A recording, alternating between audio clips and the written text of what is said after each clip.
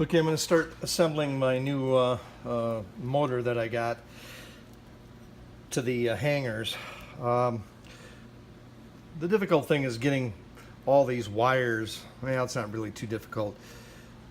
You slide the wires through the holes one at a time because you only have the hole for the axle to go through. And then your Hall sensor connector goes through. So you've got that. Then you're going to slide it down. Now here's the interesting thing is these little tapered collars. They have to go a special way so they'll actually wedge into the axle. Let me see if I can turn things around here. They're capturing that shaft right there. I don't know if you can see it, and holding things in place when the lock nut comes over the top of the axle. So slide it in,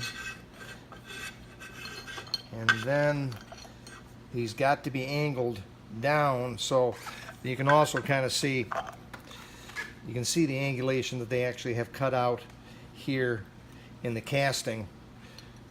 So that will kind of just sit. I don't know if you can see it here. I'm sorry. You can kind of see it right there.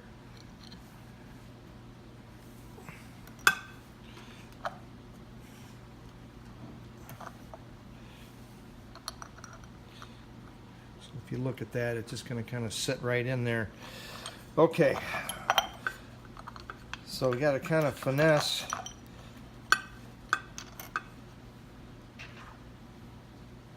these two in so they go in the right direction. And you almost have to do this up around the cable area and not down around the axle.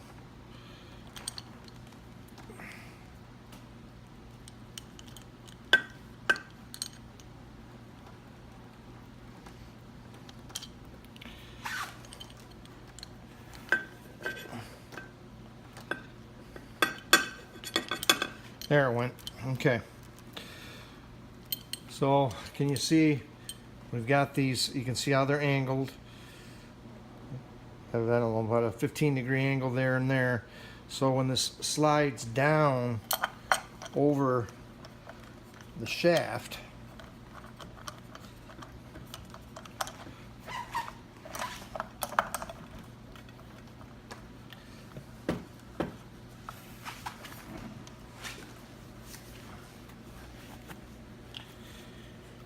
see, it's wanting to grip already.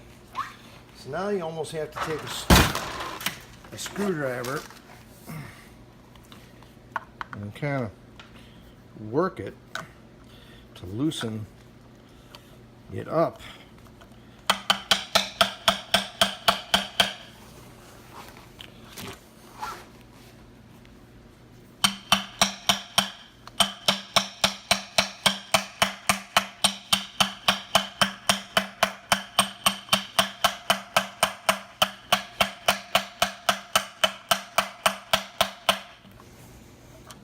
Okay, so that is down far enough. Now we're going to slide our wires, motor wires, one at a time through the nut. And then gently take your Hall sensor connector, which has these 5 little fine wires, so you got to be kind of careful.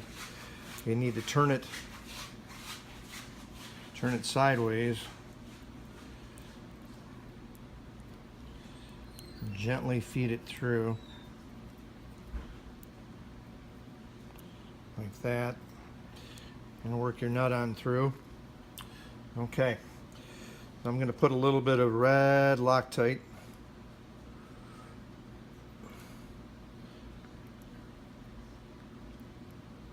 on the threads,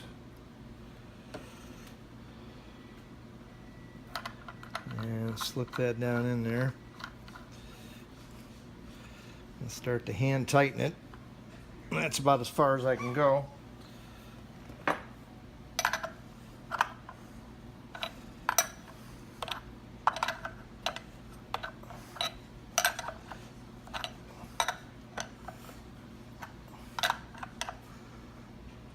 So you definitely want to hold on to your bracket, your pedal bracket, or if you try to tighten this, it's just going to spin. So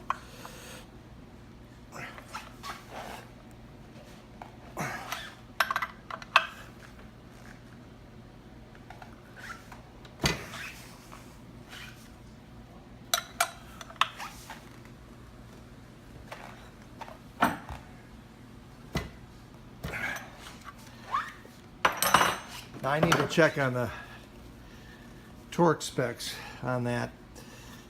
I can't really put any more force. I may have to put this bracket into a vise to do the holding for me. I'll find out what those torque specs are.